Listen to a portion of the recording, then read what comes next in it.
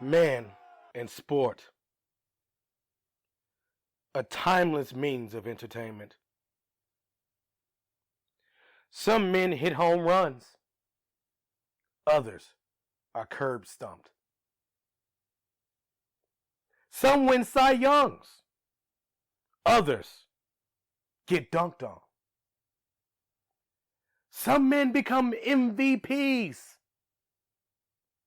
others have 70 saves in a game. But your stats won't matter here. Here we discuss the issues, search the hearts of men, and judge in vivid detail. Only raw takes will do. This is Sports Analysis. This is Sports Unchained. This is Sporticus!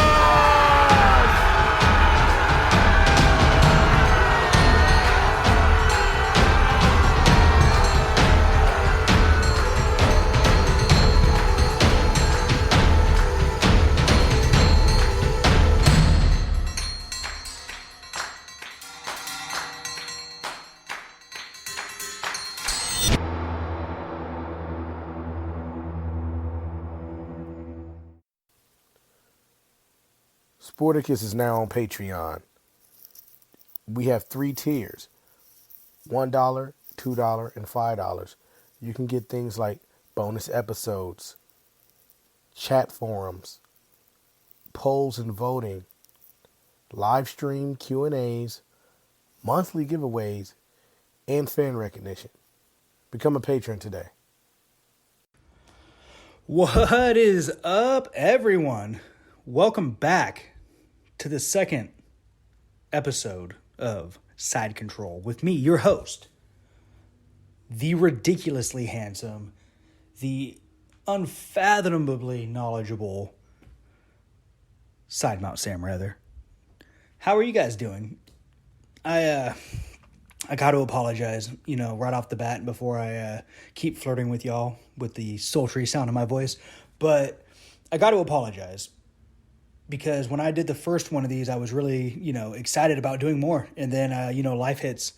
And sometimes, life hits you and you get stunned. Well, in my case, it wasn't really in the bad way. I got my own place. I don't have any roommates anymore, which is nice. So not that the ones that I had were bad people or, unbearable to live with or anything like that. They weren't. They were, really good, actually.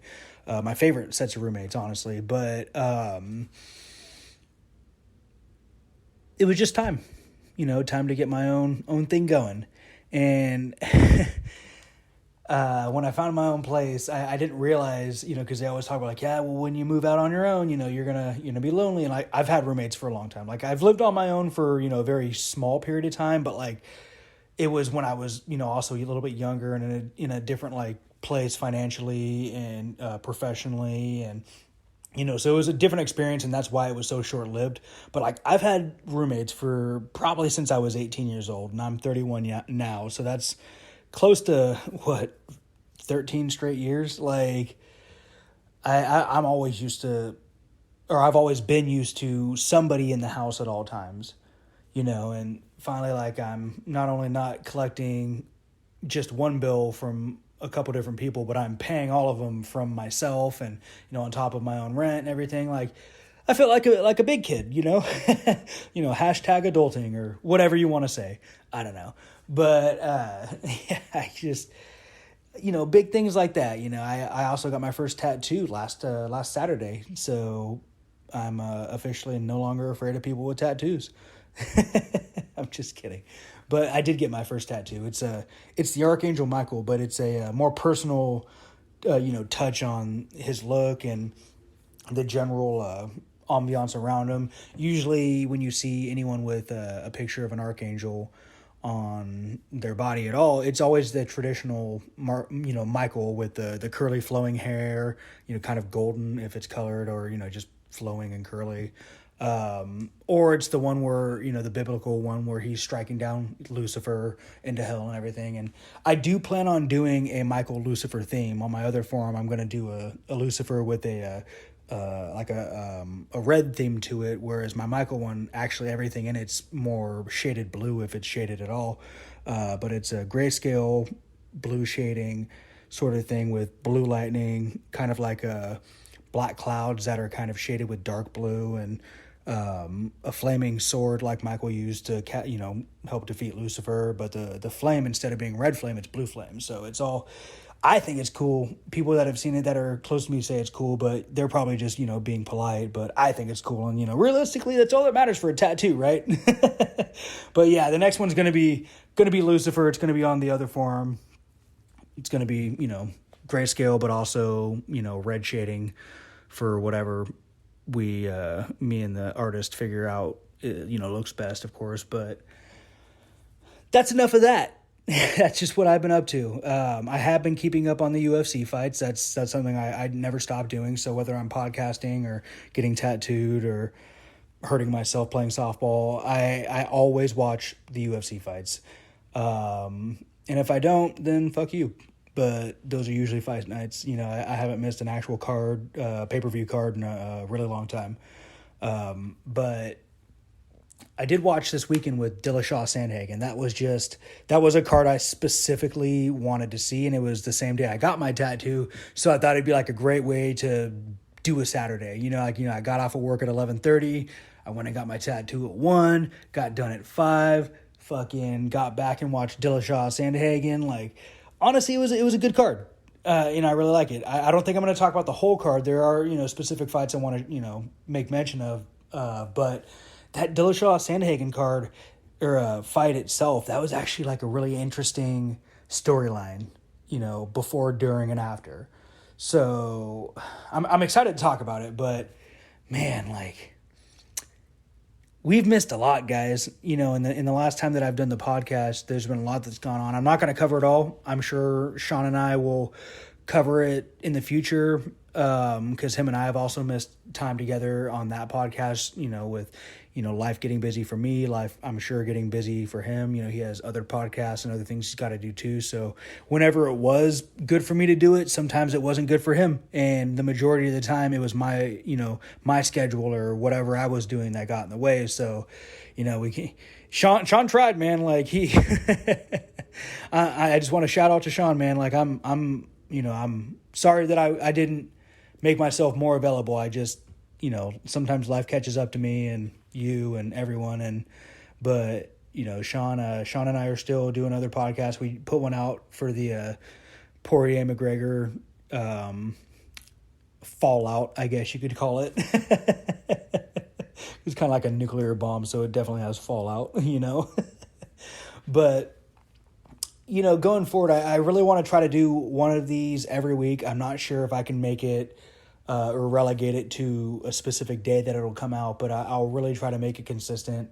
And if I can find a point of consistency and I can lock it down to a specific day, you guys will be the first to know.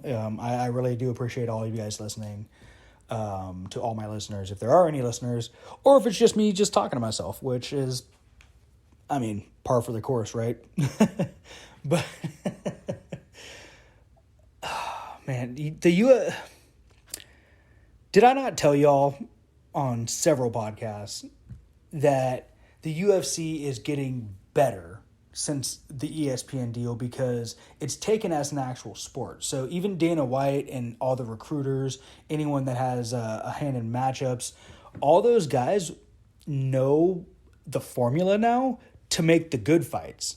And not just the fights that we want to see, but the good fights that lead to fights that we didn't know we wanted to see, but are absolutely necessary for the sport to progress. And as far as we've come, it's kind of weird that this weekend between kind of a relic in my mind, because it was 2.5 years ago that we saw TJ Dillashaw fight. but he's kind of a relic in my mind of like, man, those days with like him, Dom Cruz, Faber, Cody Garbrandt, Henry Cejudo was coming up and fighting and stuff, like just those days almost seem so distant, and it wasn't even that long ago. But like the bantamweight division itself right now, it is a completely different thing, and than it was then. Sorry, it's a completely different thing now than it was the last time we saw TJ Dillashaw fight. And that's why this fight with Sandhagen was so interesting to me, because it was almost the proverbial changing of the guard in terms of Sandhagen versus the old way with TJ Dillashaw. And you wanted to see Sandhagen win, honestly, if you've been following the storyline where TJ Dillashaw is basically the Houston Astros of the UFC, and he was taking EPO and doing all this and that, and just not abiding by the integrity of the sport. And he got suspended for 2 years, and before his suspension happened, I think his last fight was 3 to 6 months before that or whatever. So it's been like 2.5, whatever, closer to 3 years than not, like since the last time we saw him fight. And man, I got to say, the last time we saw Corey Sandhagen fight wasn't terribly long ago, and he was knocking just a true professional, a true legend, Frankie Edgar. He knocked Frankie Edgar cold out with a disrespectful knee. Man, if you haven't seen that, look it up. Corey Sandhagen, Frankie Edgar, look it up. That is just a man, like the way that he landed that knee, and I say disrespectful knee, but the way that he landed it on such a legend, somebody who's as technically knowledgeable and almost flawless as Frankie Edgar, like you would think that nobody would ever land a flying knee on Frankie Edgar. And not only did he land a knee on him, but he almost slammed the door in his face, sort of, so to speak. When he did it, he was just whack. You know what I mean? It wasn't even like, he took this big, long thing. No, it was 1 second they were exchanging. Frankie Edgar, like, either faked to shoot or he was going to sprawl. I don't know what he was doing exactly, but he flinched, and Sandhagen flinched too. Just the difference was Frankie Edgar flinched a level change, whereas Sandhagen flinched a flying knee and just, followed through with it and everything, and just put a legend to sleep. And so that wasn't too long ago. I don't have the date off the top of my head, and I'm not gonna look it up, but that kind of leads us to this point where Sandhagen's kind of like, hey man, I get a top fiver, and then enter stage left TJ Dillashaw. And I can't say that was necessarily fair to Sandhagen, considering the level that Dillashaw left at. But at the same time, a almost 3 year layoff. Man, when I saw the matchup, I was actually pretty excited. My gut reaction was, oh, this is going to be good. Because you got TJ Dillashaw, who is coming off of that, what was it? Sorry, like I said, 2 to 3 years suspension. 2 years is what it was suspended, but he didn't fight. After his last fight, he didn't fight for a little bit. So before his suspension kicked in, so it was longer than 2 years. So there was like a medical suspension, I think, from his last fight, and then the suspension kicked in. But I digress. But You can't imagine that TJ Dillashaw is just sitting at home doing push-ups and crunches. You know what I mean? Like he's still training. He knows what to do to keep himself in shape. And honestly, he's one of those types of guys that is just good at coming ready. The Henry Cejudo fight, in my opinion, was stopped a little short. I'm going to get a lot of outrage on that, and I've had a lot of my friends disagree with me. But it was stopped short, in my opinion. I would have liked to have seen Dillashaw or Cejudo not moving at all, because both of those guys are such scrappy fighters. Yeah, they're going to take some poundage on the ground, but they're going to be getting themselves up if they can. And, I mean, like anyone would, of course, but, like, those two in particular, like, you got to let them get finished, like dead. Like, like, oh shit, you better stop him, or I think he's going to start spraying brain matter sort of dead. Because those guys are just warriors, and they're always in the fight until they can't, you know. So this Dillashaw Sandhagen fight was really like a story of what do you got left in the tank after a 2-year suspension, kind of like a big hiccup, you know, kind of like, you know, baseball players back in World War II who got called away to the war, and you know there's always speculation on what they could have done. Well, this is 2 years in this growing bantamweight division. Now, I don't know if you guys remember who is all in that same bantamweight division. But besides the bullshit fight between Aljo Sterling and Piotr Yan, you got those two. I'll count those as top fivers any day.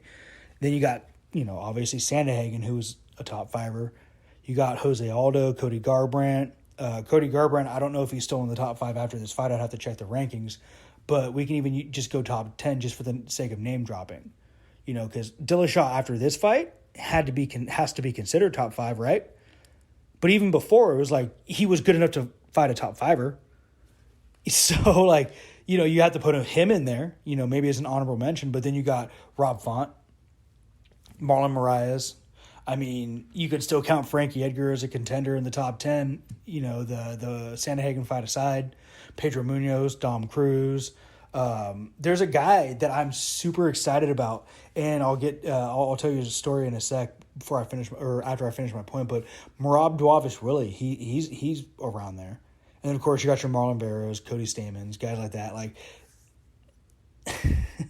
I'm pretty sure Sean O'Malley's in the bantamweight division too. So whatever, right? I'd say more Chris Mutino, but yeah. So like the bantamweight division is pretty exciting. You know, so I can't honestly sit there and tell you that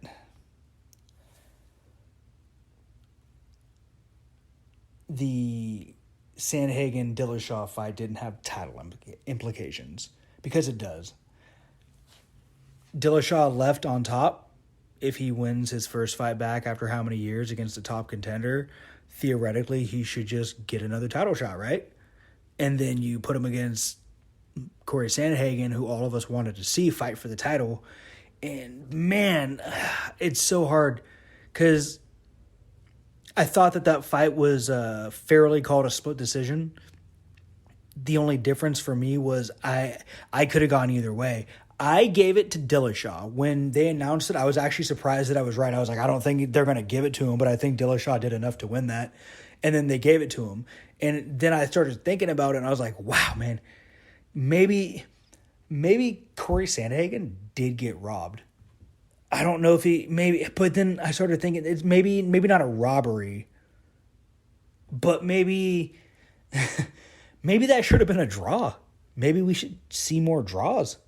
Especially since people lose so much money if they lose fights, you know, like, I don't know. It's just a weird thought process to where I don't have a problem with the decision that was read this weekend, but it could have gone like at least one or two different ways, and I would have been completely fine with that.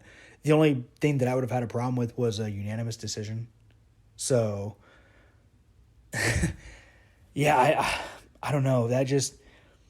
That fight was a good fight. And while TJ Dillashaw definitely made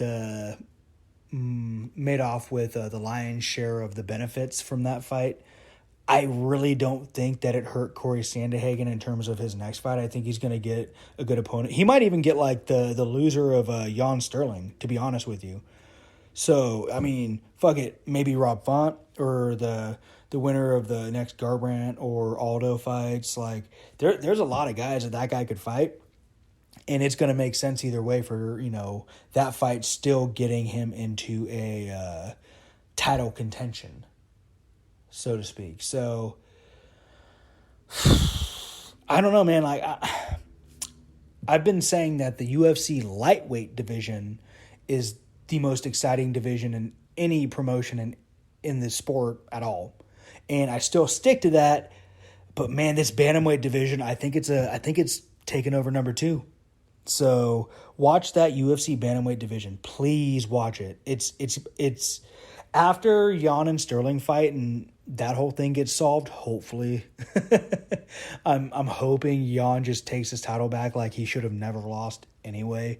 But weird things happen in this sport, as we've seen with so many things, even recently with legs breaking and weird judging calls and whatnot. But like, I'm excited about that UFC bantamweight division. So, but there's other fights on that card that I actually really didn't mind. Like just in terms of what they meant for just fighting in general. Like, they were good fights. I don't think they have any real, like the co-main event and like any of those ones, there was no real like contention things. I mean, I guess the Macy Barber Miranda Maverick thing, that neither one of those ladies are fighting Valentina Shevchenko in their next fight. Even if they had won spectacularly, no fucking way. Not even. No, the UFC wants to build them up a little bit more. Maybe see if Valentina either goes up in weight or retires or something. Like, I don't know, but that was not a fight that either of them were going to get catapulted into stardom. And the fact that Macy Barber won in such a controversial way, because I don't think she won that fight.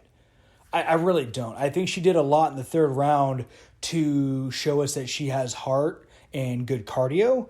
But she's pretty tough. But like, I don't think she won the fight, and I don't think that was an example of the judging being correct. But then you shoot up and you got was it the Kyler Phillips versus Raulian Paiva? I don't know how to say his first name. It's either Raulian or Haulian, depending on how you pronounce it. Paiva. I'm cool with the Paiva win. I thought Phillips was doing a little bit more, but just like when they called it, I really didn't have an issue with it.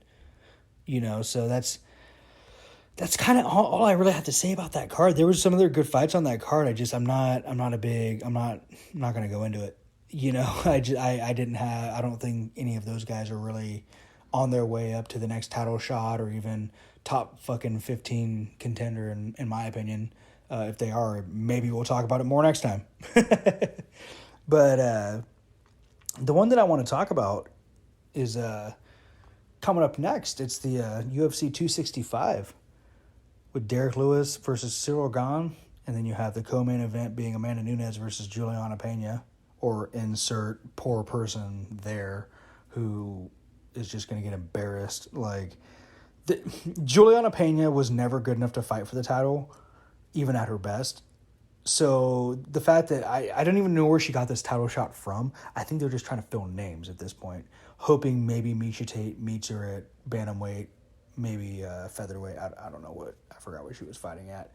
But that's another cool shout out. Miesha Tate, I forgot about that fight. That was on the card before this Dillashaw-Sandhagen fight. Miesha Tate, it's exciting to have her back, and she looked tough. She looked like Mom Strong. But she looked tough, maybe a little rusty, but maybe she can be good. Maybe she can fight Nunez. I don't think she's going to beat her, but I don't even think she's going to beat Shevchenko. I don't think she's beating either of them. I don't think she's losing enough weight to go down and fight Namajunas in a healthy fashion and win that at all. Like, I don't think there's a title for her to win. I think there's fights for her to win. I don't think there's a title for her to win. So that just, quick shout out to Miesha Tate. Love you. Not sure what you're coming back for. But then you got Aldo versus Munoz. So, I mean, shit, dude. Depending on how Jose Aldo does, I mean, if he wins, you would think even if Munoz wins, that there might be a fight with Sandhagen for the winner of that fight, Then you got Michael Chiesa versus Vicente Luque, which that's just going to be a good fight. That I can't imagine that's not an exciting fight in some way. Like, unless maybe Michael Chiesa takes Luque down and just tries to like hold him down and not like do anything. Like, I mean, but his submissions are really good. His stand-up's not getting bad. Vicente Luque is a stud all the way around. Like, so I don't know. I feel like that's going to be a good fight. And that last fight is in the bantamweight division. I don't think either Song Yadong or Casey Kennedy are in the top 10 of the bantamweight. And even if they are, it'd probably still be a good fight if they're headlining the main card. Especially when you have Angela Hill and Tisha Torres fighting as the main event of the prelim card. So honestly, for me, just for safety's sake, I would have swapped those fights. And then you also have that Bobby Green, Rafael Fisliev fight at lightweight, and then you have Alonzo Menafield versus Ed Herman at light heavyweight as your preliminary cards right now. I'm sure they're going to add another fight or two to that, but right now that's shaping up to be a really fun card. And I mean, even just taking a quick look at the early prelims, you got Jessica Penne versus Carolina Kowalczyk, Vince Morales versus Draco Rodriguez, Johnny Munoz versus Jamie Simmons, Manel Kape versus Ode Osborne. And I don't know a lot of those names off the top of my head. I do know a few of them, but like the headline of that card, the prelim side of the card, is actually not too bad for that low down. Like, that's probably right where it should be. So I think that's going to shape up to be a really, really good fight. And it's coming up quick. It's on August 7th. So that prelim card, the one before it that I read with just 3 fights, that probably is going to be the prelim card. It's probably going to be a short prelim card before they lead into the main event. But yeah, that's going to be a good one. Derek Lewis versus Cyril Gane, though. Derek Lewis, the Black Beast. His balls are sweating, Derek Lewis. Versus, honestly, a professional-looking athlete, fighting athlete, of course, in Cyril Gane. He's a strapping dude. Like, he looks good wrestling. He looks good striking. His clinch works good for his size. He's super athletic, and he's technically, in terms of martial arts, very sound. So like, we're really going to see what that means against somebody like Derek Lewis, who is a good fighter. Don't get me wrong. He's a good mixed martial artist. Like, he can do everything to a point, but he's not special in anything except for his knockout power. So we're going to really see 2 things: Cyril Gane's chin, and we're going to see Derek Lewis against a true, like, next generation body type of the division, because that's what the UFC heavyweight division and any heavyweight division in mixed martial arts is heading for, are those guys that are as big as Cyril Gane. And he's 6'3", and he I think he weighed in at 245, and it goes from like a 235 to a 265 limit in heavyweight, because Lewis weighs in at 260. 265, depending on what it is. But like, even Lewis is like, an inch shorter than him, but like 6'3" for Gane, 245 pounds, and he's athletic as a motherfucker. So that's what the division's heading for, just body type wise. Where like, long gone are the days of the roided out guys like Brock Lesnar, or fucking whoever else, and then you got the guys like Cain Velasquez that just come with the good cardio. Well, yeah, but like when Cain also dropped weight, he also dropped cardio. His chin left. He wasn't the same guy. So even though he was fighting at a lower weight of the heavyweight scale, it didn't make him better. So it's not about what your weight is necessarily. It's about what you're bringing physically to the game. So, you got guys like Francis Ngannou, who probably, I think he weighs 265 on the dot, because he is just a brick shithouse of muscle. And what, he's like 6'4", 6'5"? Guy's just a monster of a human being. Then you got like guys like Stipe Miocic, not necessarily like the physique of a Francis Ngannou, but just a big motherfucker, pretty athletic, kind of skinny, if you really think about it. Then you got Daniel Cormier is another good example of a UFC heavyweight, kind of a prototype body where he's not ripped in any way, shape, and form, but he's got the cardio, he's got the wrestling ability, he's got good power, he's got a decent chin. Like Daniel Cormier, honestly, is what you usually see in the body type of a heavyweight fighter, whether they're good or not. And then these other guys are kind of just branches off of what it could be. Remember back in the day, I think it was like I can't remember his name. I think it was Mirko Krokop, maybe, who was like a heavyweight for a second or a couple fights, and it was just like, well, yeah, like look at those legs, and then also he's pretty fucking tall and he's a pretty big dude, but I could be thinking of him at light heavyweight. I can't remember. I digress. But when we're looking at this Lewis Gone fight, I mean, if it ain't broke, don't fix it. If you're Derek Lewis, just keep knocking people out, man. Just keep doing it. If you're Cyril Gone, all you really got to worry about is the knockout. So this actually has the potential to be a pretty boring fucking fight. I really hope it isn't just because of the two fighters and their ability. But if Cyril Gane's smart, he does not keep this fight standing against Derek Lewis. So there's that, man. And I kind of wanted to talk about the Aldo Munoz fight, but I just talked about the bantamweight for a long time, and the Aldo Munoz fight is probably not going to make the next title shot. So, yeah, I think I'm going to fucking skip that one, man. I think I'm going to fucking skip it. What do you guys want to talk about? I don't really want to talk about anything like set on a schedule. I mean, there is that UFC 266 too with that's a pretty good card. But I mean, man, there's a lot of time.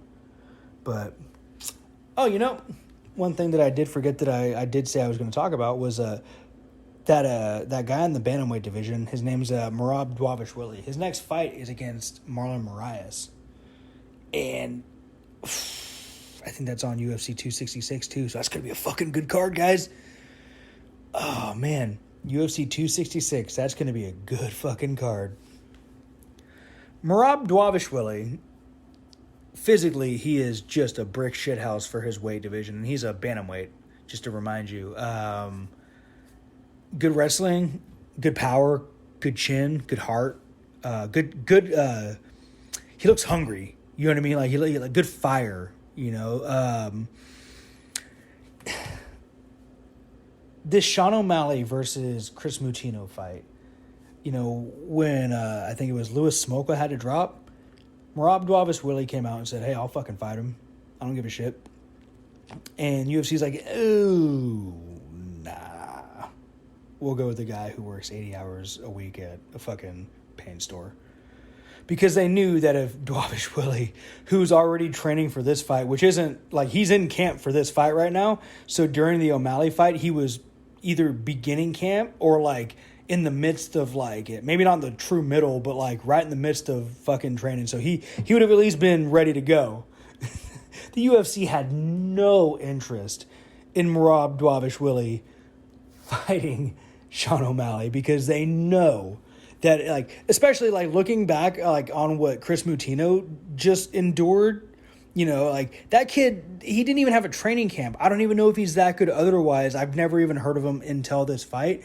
But if you're him and O'Malley's this knockout artist and you're taking his best shots, Mutino obviously lost. I'm not saying that he won or anything, but just the way he took that beating was almost like, what else you got, O'Malley? And it didn't look like anything. So Merab Dvalishvili, who's like a true top 10 bantamweight, he might even be between the top 10 and top 15, technically speaking, right now. I'm not sure. I'd have to look again. I'll do that just to make my point, though. I have the rankings right up here. I have them all queued up, so don't worry. Actually, he's number 11. So there you go. He's right behind Dom Cruz. So that actually might be a decent fight for Dom Cruz after this. I don't know. He is trying to fight up the ladder. But Dvalishvili said that he would fight Sean O'Malley, even though he's slated to fight Pedro Munoz, which is not Pedro Munoz. He is slated to fight. Got to go back to the card now.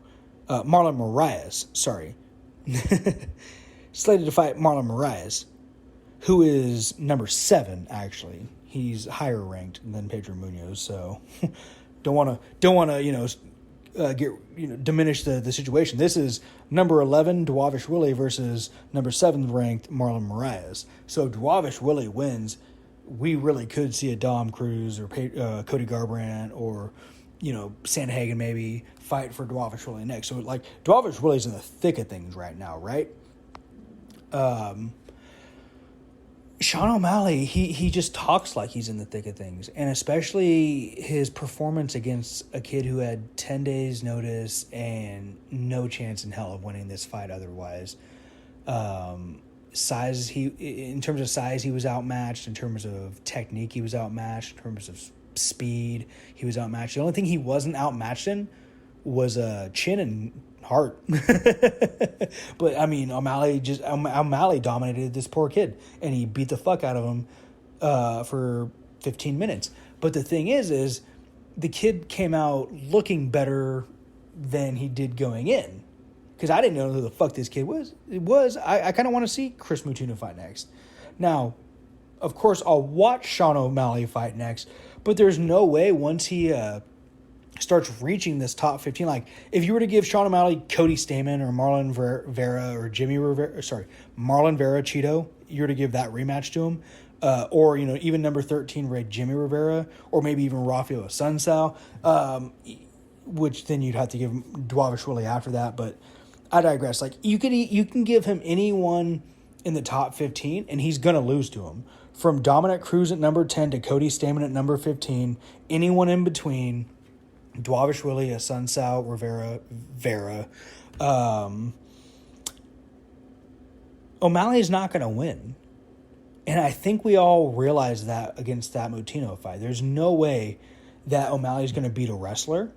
There's no way that if his knockout power isn't working, that he's going to handle people the same way he handled a kid on 10 days' notice, a kid with no name. Just in terms of stand-up, Cheeto Vera in that fight against O'Malley, which I really do think that no matter what happened, Vera was winning at that fight. If they give him that rematch with Cheeto Vera versus Sean O'Malley, we're looking at Cheeto Vera basically exposing Sean O'Malley for a punk, dude. Man, like, I can't imagine Cheeto Vera doesn't walk through Sean O'Malley. Now, Jimmy Rivera at number 13, I don't know much about. I haven't actually watched a lot of Jimmy Rivera fights. I can't imagine that it would be much different anyway, just based on his ranking. Rafael Sunsao, always competitive. But then you get up to 11 at Merab Dwavishvili, and Dwavishvili even offered to solve this question. And this was my point of bringing him up. Dwavishvili said he would step in and fight Sean O'Malley on that short notice, and the UFC kind of just went, Chris Moutinho, like, like they wanted no part of it. They wanted their star to at least shine bright for one more fight, and it sucks because now Sean O'Malley is going to get another good fight. He's going to get good money for his next fight because of his name and everything, even though, in my opinion, he doesn't deserve it. Like, we just saw what kind of a punch he really packs. And I don't think that there's enough training or time for him to, like, go back to the drawing board and get better all around. I can't really see him doing that. He doesn't strike me as the type that has that kind of drive or even prowess in terms of athleticism, talent, martial arts understanding. He just seems like a good striker, kind of like a Splenda version of Israel Adesanya. It's mean to Israel Adesanya, I'm sorry, but yeah, I just wanted to bring up that Merab Dwavishvili because he's a guy to really watch in the bantamweight division. But then O'Malley's sitting there saying like, oh, like I only had to take this Moutinho kid, because nobody else wanted to fight me. And it was like, yeah, then you start calling out like Dom Cruz and stuff like that. Like, dude, fuck around and find out. You can have Dom Cruz. You can have anyone in the top 10, and I'm okay with it because all of them will expose you and will just be done with your story. Like, it'll be like, oh man, Sugar Show's over. Kind of like a bad Netflix show, or like one that only got like 1 or 2 seasons worth of green light. You know, so I just for Sean O'Malley's next fight, it doesn't really matter to me who he fights next, just as long as they're one of those guys who can just expose him and just completely get rid of the Sugar Show. Because once he's exposed the way that I'm talking about, there's nothing else for him in the UFC. Like, neither of Sean O'Malley or Chris Mutino are ever going to fight, let's say, Corey Sandhagen. Not in the UFC. They're not going to fight like TJ Dillashaw. They're not going to fight a Piotr Jan. I'm not calling him the champion, but the guy who's wearing the belt right now, Aljamain Sterling, they're still never going to fight him either. And as much as I disagree with that Jan Sterling, I would argue that Sterling still has more claim to the title than O'Malley ever has or ever will. So, I mean, well, shit, that actually brings up another point. Piotr Jan versus Aljamain Sterling, man, I don't think I got to talk about that one. Or if I did, I didn't talk enough. There's not enough you can say, man. I cannot wait until Piotr Jan finally gets his belt back and we could just start calling him the champion like he should have been called the entire time. And it's sickening to me to see on like social media and all these articles about Aljamain Sterling really saying anything about anything. Even when he comments on like other fights, it just makes my fucking blood boil, man. Like, I'm not gonna go terribly deep into it. I don't want to I don't want to make it sound personal just because like it makes me that kind of mad where like I really fucking like if I get heated enough and I have enough alcohol, I might start yelling about it. Should I do that, guys? Should I take a shot right now and then start getting mad about the Aljamain Sterling Piotr Jan fight and start hyping up the next one? I think I should. Yeah, I can do that. Come on, let me find my bottle of whiskey. I'm gonna find it. All right. This one, gotta get the. I'm not gonna take it out of the glass, but I'm getting a shot glass right now, guys. So forgive me if it takes a second, but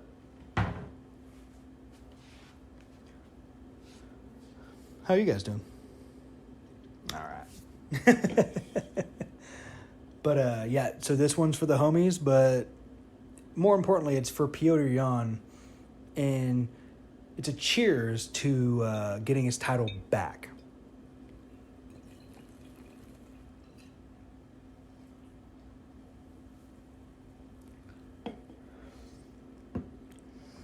Whew. And if you're wondering, I did use a chaser, so. Whew. Sorry. I love whiskey. I'm not going to say sponsored by Buffalo Trace because I feel like I sound like I listen to too much Joe Rogan, but I am drinking Buffalo Trace. So, sorry, something about it, being the oldest distillery in America, it's just like, oh, that's pretty cool. I don't know. But Piotr Jan versus Aljamain Sterling. Now, to do this fight justice, this next fight justice, I'm just going to talk about their stats from the first fight. I'm going to talk about what it means. Because after all this time, I watched the fight as it happened. I watched it in its entirety through my ESPN Plus app, which is another benefit to buying that. People get so mad, like, I don't want to buy it just for the pay-per-view. Well, if you're an actual fight fan, you get access to all the other fights, so you can watch over again if you actually want to see what actually happened, unbiasedly and after the fact.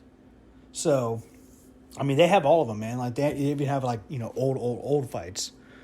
And they have other stuff on there, too. It's worth getting. It's becoming a bigger sports hub of an app, if that makes sense. So, baseball, football, basketball, tennis, golf, all that stuff, soccer, is also on there too. It's not just fighting. You're not just buying it for the pay-per-view. You're buying it if you're an actual sports fan. So I don't want to fucking hear it. But Petr Yan versus Aljamain Sterling. Sorry. That shot is just like right to the head. Let's talk about total strikes, because I have the stats right here and I'm looking at them, and Aljamain Sterling has been quoted in interviews as, saying stuff along the lines of he was in control of the fight anyway, or, it was going his way, or blah, blah, blah. And if he really believes that, then that guy is delusional. There is no way that a rational human being could go through a fight like the one that he went with Jan and think that he was winning at all. I mean, even a healthy ego says like, maybe it's a draw. And it still wasn't a draw, Like, so I'm looking back on this fight and looking forward to the second one, because from what I remember and what the stats back up is that Petr Yan threw punches and those punches meant something. Whereas Sterling may have hit him with punches, but by and large, he was flailing. And, I mean, he had some half-assed ground game that, I'm looking at the control time. They say that he had 3 minutes and 25 seconds of control time in the fight. Yeah, maybe like holding him in certain positions before Jan was able to get out of it and get up. But, at no point was Jan in danger of, a submission finish or, strike finish or anything like that during that 3 minutes and 25. But on the other side of it, it says that Jan had 4 minutes and 12 seconds. And from what I remember, when Jan was in control, a lot more damage happening. But then, let's look at the stand-ups. You have, and I'm going to use numbers on this just to illustrate my point.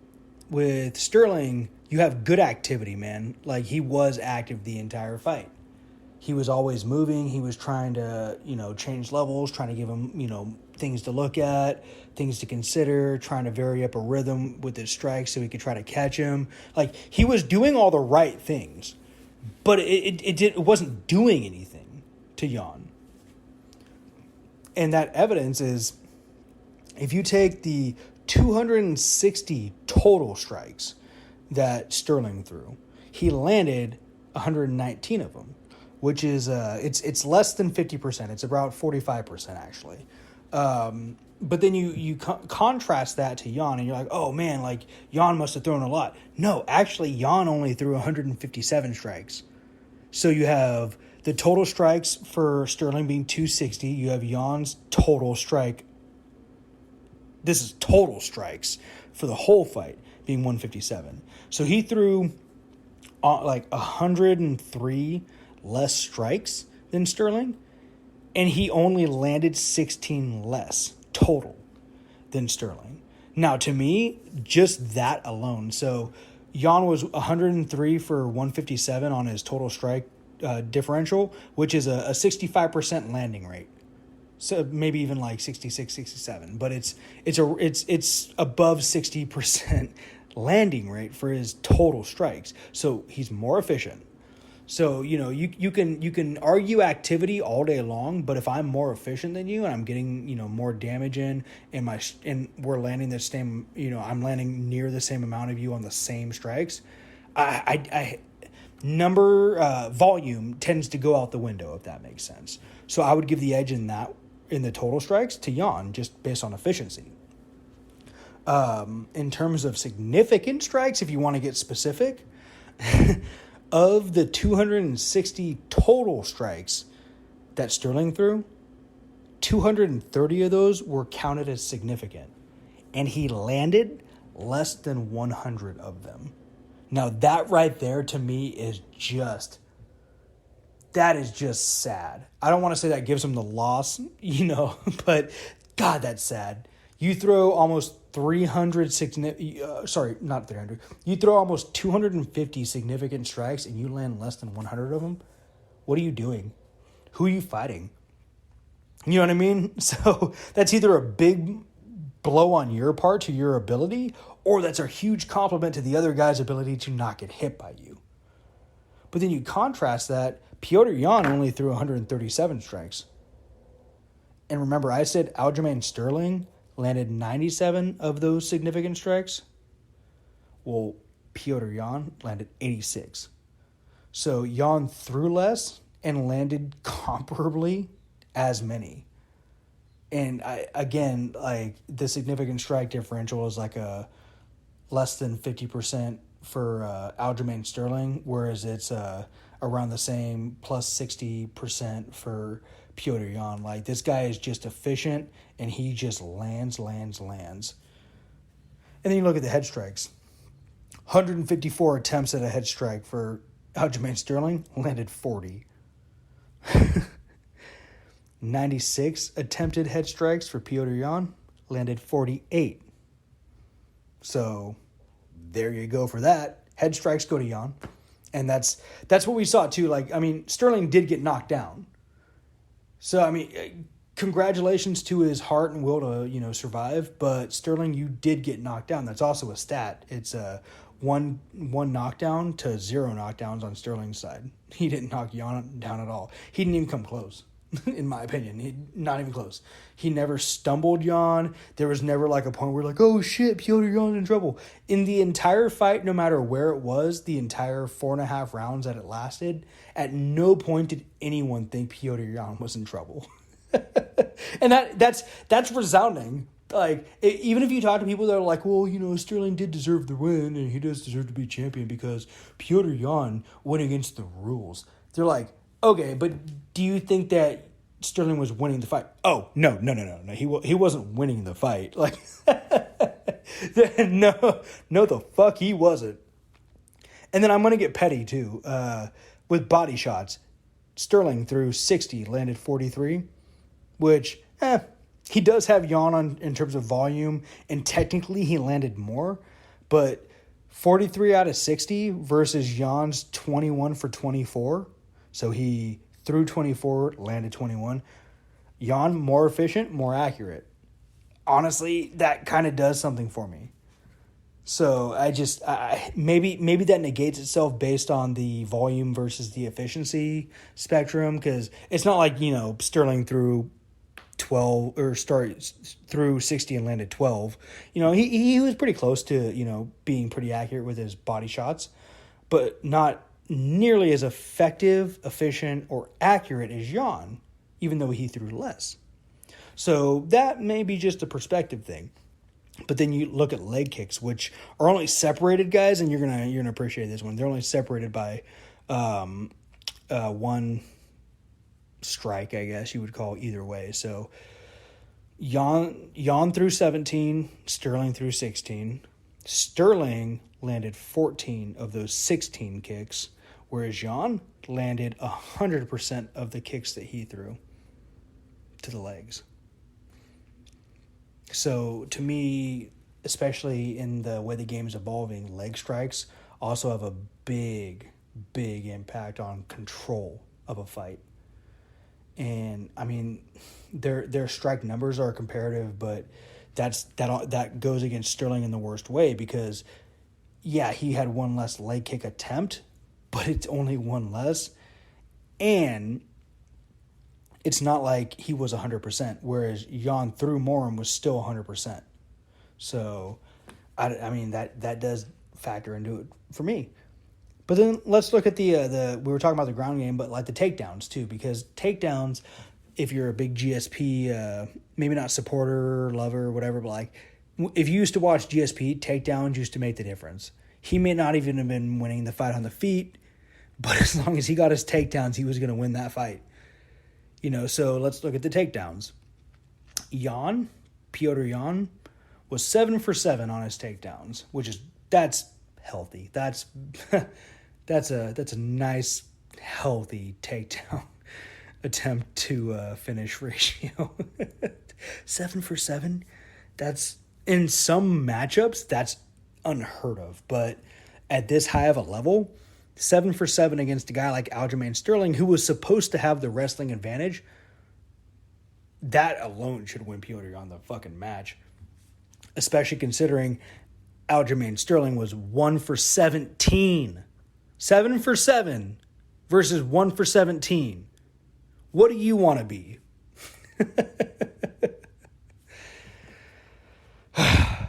So yeah, I look at it the way that I look at it right now, and Aljamain Sterling, Petr Yan, number one, was an example of Petr Yan having too good a striking for how overzealous he was to finish the fight.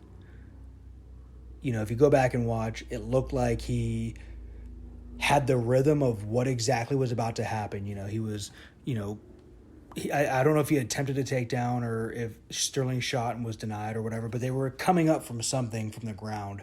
And it was one of those 1-2 movements to where the next step would have been for Sterling to get up and, swing or shoot or clench or whatever. But like get up is what he looked like he was, expected to do, at least from if you're Petr Yan looking down at him, so you're pushing down, and he gets, up and tries to do whatever. Well, just the rhythm of that whole thing, Petr Yan went boom, boom, and then threw the knee in anticipation, caught him when his knees were still down. Now, I don't want to say that Aljamain Sterling knew that that's what he was planning on doing, but I also do want to say that I saw that shit live, and it looked like Aljamain Sterling was thinking if he wanted to compete or not. And these guys know the rules, especially a guy as high of a level as Aljamain Sterling. He knew that he had a DQ in his hands. He knew it. We've seen other fighters press on, and some of them win, some of them lose. But we know that when stuff like that happens, and it's, a DQ loss versus a going possibly the end of the round, if not another full round, which in this case, it would have been another round and a half. He still had to finish the fourth round that he was in. I think it was 30 seconds, 45 seconds left in that fourth round. Then he would have a whole another fifth round with Petr Yan, who was beating the shit out of him at that point. So for me, Aljamain Sterling looked like he thought it over. He wasn't like, oh, my head hurts, I'm trying to figure out if I can do it. No, he was like, if I take this title now, worst case scenario, I have to defend it against him again, and we'll see what happens then. Or, God forbid, whatever happens, and I never have to fight this guy ever again, and I can beat everyone else that's not him.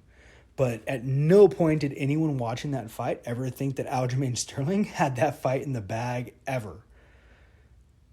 If you actually have ever watched more than a couple MMA fights ever, you would know that Petr Yan was winning that fight no matter what the tape says on volume. And I just talked about the statistics. If you're a statistics person, look at him and then watch the fight and then tell me who won. And you're like, wow, Petr Yan threw less and landed more? Or landed as many? That's crazy. Statistically speaking, Petr Yan was beating the shit out of Aljamain Sterling. Physically speaking, you could look back on their after-fight appearances. Sterling was worse for the wear. You could also look at circumstantially. It wasn't getting better as the fight was going on for Aljamain Sterling. His best round was either the first or the second. And that's just because there's no way that he won both of those at all. There's no way at all. So if he was going to win one, you can pick the first or the second, and that's fine. But he didn't win that fight in any capacity. There wasn't even a debate on who should have won a decision, let alone who was about to work for a finish. And I think Sterling knew that. That's how he acted. That's how he looked. He didn't look like he was trying I've seen people I've been dazed. That's not how, you don't look like you're thinking about stuff. You're trying to react before your body can move, and it comes out as slurs, stutters. You go true blank sometimes. Not like he was just oh man, yeah, I don't know, man, my fucking head hurts. That shit sucks. I'm gonna try to go on, and then he gets up and he's like, yeah, that sucks, man, and then he goes back down to a knee, and it's just you're fucking kidding me, dude. You're thinking about whether you can beat him or not. You're taking self-inventory, and you're wondering, okay, if I caught my breath back, can I beat him? And then he caught his breath back, and he was like, I don't think I can beat this guy. but I can win the title. And then from whatever, like, how many title fights have been in history, not even just in their division, but like in history, how many title fights have just been canceled? So he's thinking, if I can take the title now, maybe I won't have to fight him again. And even if I do, maybe I can catch him in the first two rounds when I know that I'm at least physically capable of doing so. But he's like, I better work on my cardio and fucking get this shit going. Like, Aljamain Sterling, you did not win that fight against Piotr Jan the first time around, and I firmly believe that you are going to get your shit pushed in the second. Like, it enrages me that somebody would cop out like that. It's not like it was an eye poke to where it's just like, dude, like, sometimes you cannot get those eyelids to open up because it's just physically not possible.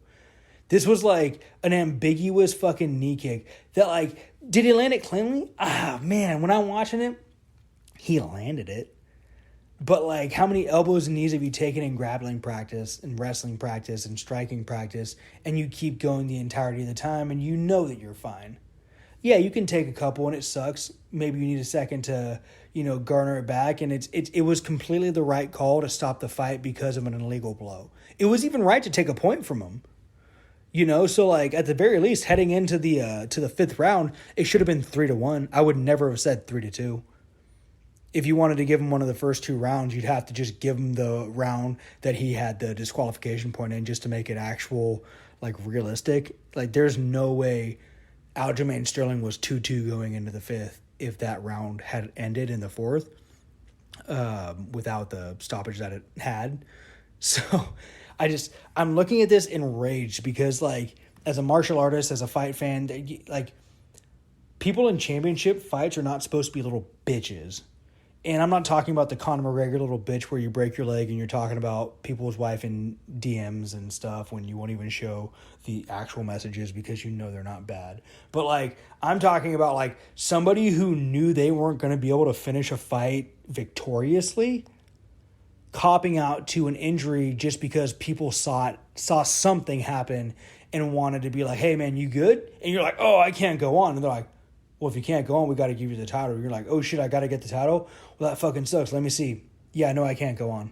Like, that's what it was for me when I was watching that shit. There was no heart. There was no, like, actual self-inventory. There was no, like, moment where you saw Aljamain Sterling be like, all right, motherfucker, you just kneed me when I was down. You knew you weren't supposed to do that or, whatever. But then he gets up and does something about it. No, there was none of that. He was like, man, I kind of got a headache. It's like, yeah, because you've been hit in the fucking face so hard. You know what I mean? Like, it just, oh, God. It fucking boils my blood that Aljamain Sterling has that belt right now. Because he doesn't deserve it. There's at least a few other guys in that division. TJ Dillashaw deserves that fucking belt over Aljamain Sterling. And I don't even think that Aljamain Sterling doesn't deserve to be a contender. I don't even think that in the right circumstances he could be the title holder. But he did not earn this shit, and he is acting like he did, and god damn it, he didn't. Sorry, that felt good to get off my chest. I'm really excited for this next fight. So, yeah, watch it. No, I just, going for an hour straight on that kind of stuff, it just makes me realize that there's a lot of good fights coming up, but we're in the middle of the storyline right now for almost every division, except for the welterweight division. That's until further notice, Kamaru Usman is the scariest motherfucker probably on the planet. And I mean, I feel bad that they're calling the Cyril Gane versus Derek Lewis fight an interim title fight, because we all know that Francis Ngannou should not lose that title because the UFC doesn't want to pay him more money. And that's a whole, podcast in and of itself, is the UFC screwing its fighters over. And I get it to a point, but that might be the only real hurdle with the whole UFC thing, being like one of the top sports. I mean, it's already growing. It might even be top 5, but it's not top 3. You can't compete with baseball, basketball, and football. Not when you're, holding out on your, like, John Jones could have fought a couple times. Conor McGregor probably would have fought more. You might have even gotten Khabib out of retirement. And GSP, Francis Ngannou would never have had the title stripped from him. There's several guys that everyone wants to fight that you could make loads of money off of, and you're costing yourself more money by not giving them the fights when they're warranted and holding out. In the long run, you would have had to pay Ngannou what? Let's just say like 20 million to fight whoever next. But now you're holding out, and his next fight, which isn't going to help the division anymore, is probably going to cost y'all like 30 to 40 million. Like, I don't know if those are the actual numbers. Those are just like examples of just numbers I'm pulling out of my ass. It just seems like it'll be more expensive the longer you wait because the anticipation's higher. But you're also you're sucking away this guy's ability to have a career. And I mean, even with the early prelim and preliminary card fighters, like, you guys are making it hard to be a career professional fighter, but yet you're giving them the platform. You're what, like, here's $5,000 for one fight that you train 3 months for. If I made $5,000 in 3 months, I might as well just keep the job that I have right now. Like, and I don't even make $5,000 in 3 months. So it's almost insulting. Like, these guys are putting their bodies on the line, and the UFC is just hoarding money. Like, they charge $80 per pay-per-view, and there's a couple million viewers. Like, there's no way that they don't have enough to pay everybody pretty fairly. And that's probably where I'll end that off, and then Sean and I will argue about that at some point in the future. But I want to feel good. I looking at the time right now, I cleared an hour. Hopefully I was concise. I did take a shot through that podcast. But at the same time, that was too long ago. Feel like I'm feeling it more now than I was then. But but no, I hope that was a good one for you guys, because we got some good cards coming up. We got some good matchups. I didn't talk about all of them. Sean and I like to talk about these fights too, but there's also a lot of fluff in between all those fights that are going on these cards that either we're never going to talk about afterwards, even before, or we got to wait to see what happens to even mention it relevantly. So pretty much, man, if you're listening to me, you're listening to the only good stuff. I'm kidding, but I'm not. Yeah. But I don't know. Has this been Sporticus, and have you guys been sports entertained?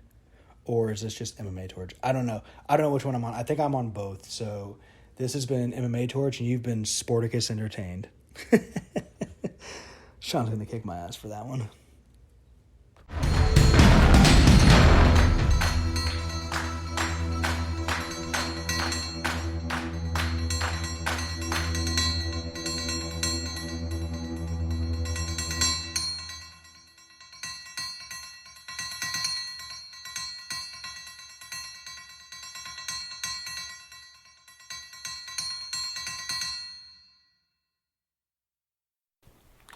You can find us on Facebook, Twitch, and Twitter, all at Sporticus Live.